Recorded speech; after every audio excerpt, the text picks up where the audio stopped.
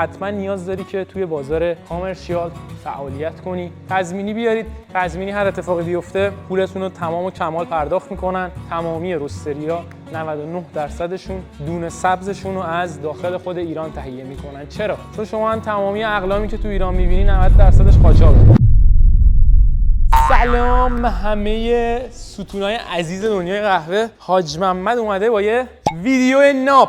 امروز قراره با هم دیگه یه صحبتی داشته باشیم راجع به راهنمای خرید دونه سبز و بیزینس رستری که چجوری آقا یه دونه سبز قیمت مناسب ناب پیدا کنیم، از کجا، چجوری قیمت بذاریم و مهمترین اصلش که فروشه چه برنامه‌ریزی براش داشته باشیم که بتونیم خوب تو مارکت دونه رست شدهمون و برندمون رو جا بندازیم و بفروشیم. حاج محمد امروز میخواد بپردازه به اینکه مهمترین دلیلی که شما میتونید موفقیت خودتون رو توش تضمین کنید اینه که بازار هدفتون رو بشناسید. یعنی چی؟ یعنی اینکه من میام تصمیم گیری میکنم، تصمیم میگیرم که تو حوزه کامرشیال فعالیت کنم یا اسپشیالتی. این دلیل نمیشه که اگه شما کامرشیال کار میکنی اسپشیالتی ورود نزنین، که شما اسپشیالتی کار میکنی کامرشیال ورود نزنی. از 70% تولید عربیکای دنیا فقط 10%ش اسپشیالتیه. یعنی چی؟ یعنی به صورت شفاف و واضح اینه که پول تو مارکت کامرشیاله. مانی این کامرشیال. چرا؟ چون تقاضای کامرشیال بیشتره. مثل استارباکس، مثل ایلی، مثل کاستا، مثل تیم هورتون، تمامی این برندهای کامرشیال دارن فروش خیلی بیشتری از اسپشیالتی کافیا تو سطح جهان انجام میدن و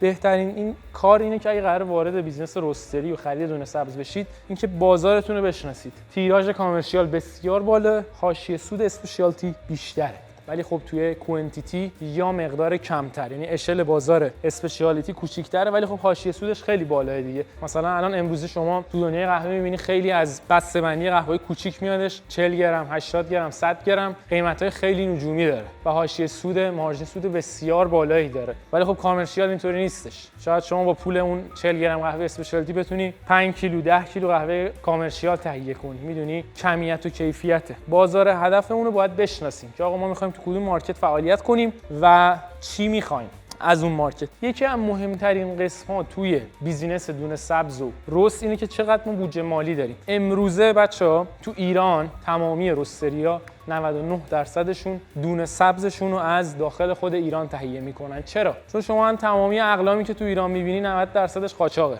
از عینک آفتابی بگیر تا قهوه و هر چی که میبینید، چون واردات به ایران خیلی سخته. نمیگم نشدنی، ولی افرادی میتونن جنس بیارن که حالا کارت بازرگانی دارن، شرکت‌های خیلی عظیمی هستن میارن قهوه، دمشون هم گرم. ولی 99% این قهوه‌ای که همه رستریای ریتیل فروشی دارن مصرف میکنن از دستای دوم و سوم و چهارم میخرن. یعنی ترد پارتیه. از دستای گوناگونی قهوه میگذره و میرسه بهشون. در نتیجه بهای تمام شده این قهوه برای اونا خیلی بالاه. روش خیلی نمیتونن مانور بدن. اون قهوه رو میان تو بازار عرضه میکنن با یه قیمتی که اصلا قیمت باید محصول رو ساپورت کنه. همینطور محصول قیمتو.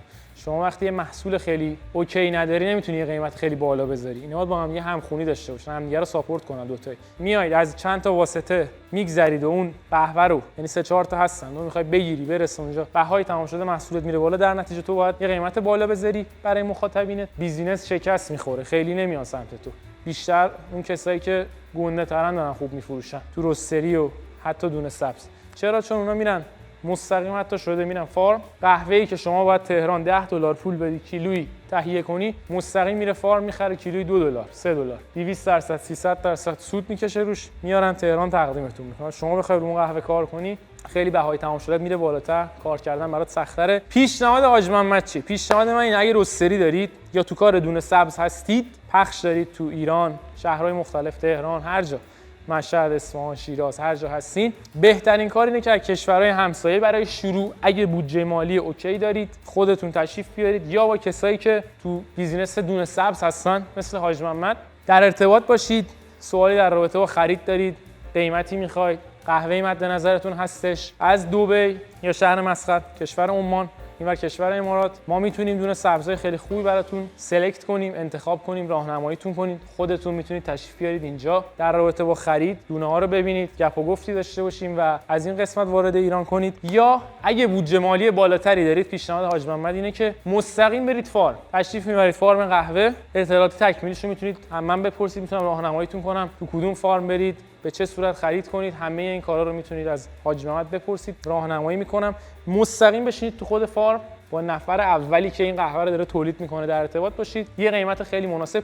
ولی خب شرط فارم اینه که یه حجم بسیار بالایی خرید کنید، یعنی بر فرض مثال یه کانتینر خرید کنید یا چند نفر بشید کانتینر رو شیر بدید، بار مستقیم بردارید بیارید. تا حالا دبی از دبی ببرید ایران یا نه، اگه کارت بازرگانی و پروسس قانونیشو دارید مستقیم بیارید، مثل برندهای بزرگ تو ایران مستقیم وارد کنید. یه مسئله دیگه که وجود داره، شما وقتی تشریف میبری فارم و اون بودجه رو داری میتونی قهوه رو خریداری کنی، یکی از مهمترین اتفاقایی که میفته سرشکم میشه قیمته. یعنی شما بهای تمام شده تو میاری پایین، در نتیجه دستت بازتر تو بازار ایران خیلی بهتر و روونتر قیمت بذاری و در نتیجه مشتری خیلی بیشتری خواهی داشت.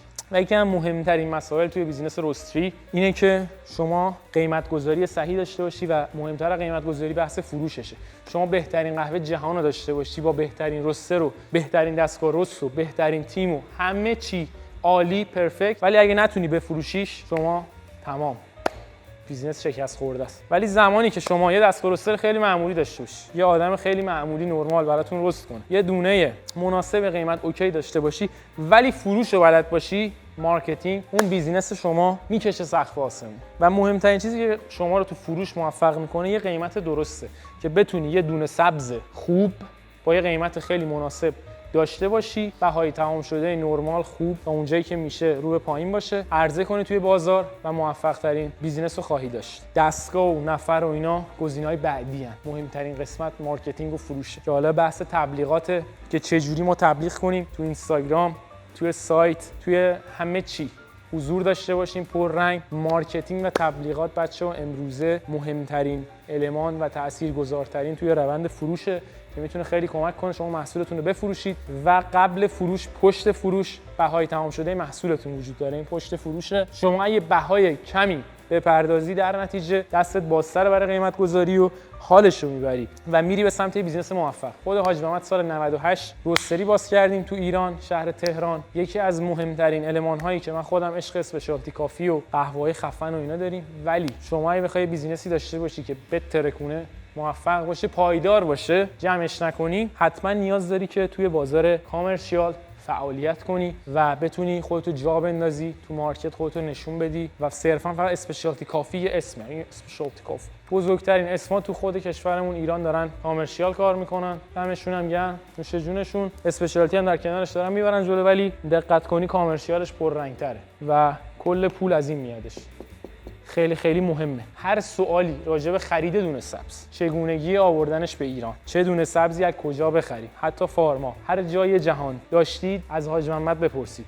حاج محمد کامل راهنماییتون میکنه که چجوری خرید کنیم بیاریم ایران. همه این مسائل. یکی از مهمترین مسائلی که وجود داره، از دبی اگه بخواید جنس بیارید ایران، یه سری برادران قاچاقچی هستن که این کارو انجام میدن. تمامی افرادی هم که میارن قاچاق میارن. این برادران قاچاقچی دو جور جنس رو برای شما تقدیم میکنن تو ایران. حالا هر شهری باشید، یه دونش تضمینیه، یه دونش غیر تضمینیه. غیر تضمینی قیمتش امکان داره نصف کمتر تضمینیه باشه. ولی خب مهمترین مسئله‌ای که وجود داره اینه که اگه جنستون رو غیر تضمینی بیارید، هر اتفاقی براش بیفته مسئول شمایید. جنس رو بگیرن، هر اتفاقی گم و گور شه، پول شما پر. پیشنهاد حاج محمد اینه اگه قرار جنسی وارد ایران کنید، حتما تضمینی بیارید. چون من دیدم دوستان یه سری آوردن این جنس رو تضمینی نیاوردن، 7-8 دفعه این کارو کردن. یکی از این دفعه آخرش بوده که جنس رفته، برای اینکه بهای اولیه رو، یعنی پول رو کمتر بدن. تضمینی بیارید. تضمینی هر اتفاقی بیفته پولتون رو تمام و کمال پرداخت میکنن. یه مسئله هم که وجود داره، این برادران قاچاقچی شما زمانی که میری تو فاز غیر تضمینی میندازن تو طمع. غیر تضمینی میگم یعنی اینکه شاید 10 دفعه برات بیارن نصف قیمت، دفعه 11 بارت کلا بره، شما هیچ دستت به هیچ جای بند نیست. ولی تضمینی کار کنید، بارتون رو شسته رفته تحویل بگیرید، اونا هم پولشون رو میگیرن، زحمت میکشن بالاخره، دمشون هم گرم. و من خودم هم این کارو چندین بار تو تهران ایران کردم. جنس خریدم از دبی، کشورهای مختلف اومده دبی، از دبی وارد ایران کردیم. خیلی راحت زحمت میکشن میارن دم محل تحویلتون میدن. تضمینی. خیلی از دوستان من تو صنف‌های دیگه این کارو دارن انجام میدن، مثل عینک آفتابی. عینک آفتابی اصلا مجاز نیستش وارد کردنش تو ایران. یه سری شرکت خاص شاید بتونه بهم کالا لاکچری اصلا من داره ورودش به ایران، ولی خیلی‌ها دارن قاچاق خیلی شیرین میارن داخل و از روش تضمینی استفاده میکنن، چون مطمئن‌تر. همینطور لباس، پوشاک، همه این چیزایی که شما تو بوتیک‌ها هم می‌بینید تو سطح ایران و تهران همش قاچاقه. به این دلیل میگم که این روش یکی از روشایی که امروزه دارن همه کار میکنن. تشویقتون نمیکنم بیاید کالا قاچاق بیارید، ولی کالای مجاز وارد کردن تو ایران واقعا کار خیلی سختیه. حتما کارت بازرگانی و کلی مراحل اداری و این داستانا داره. فقط سری شرکت‌های خاص میتونن بیارن. شما اگه یه شاپ ریتیل کوچیک دارید، پیشنهادم اینه که برای اینکه بتونید قیمتتون هم کنترل کنید، مستقیم خرید کنید. حتی دونه‌های کامرشیال خیلی ارزون قیمت رو میتونید تشریف بیارید و کارش رو انجام بدید. امیدوارم از این ویدیو لذت برده باشید. سابسکرایب یادتون نره. کانال حاج محمد تا ویدیو اطلاعات بعدی خیر پیش. فعلا. Take me back to a place where I felt at home. Take me back to a day when we weren't alone. Take me back to an age when the world felt small. Way back before we blew it all. Take me back to a place where I felt at home. Take me back to a day when we weren't alone. Take me back to a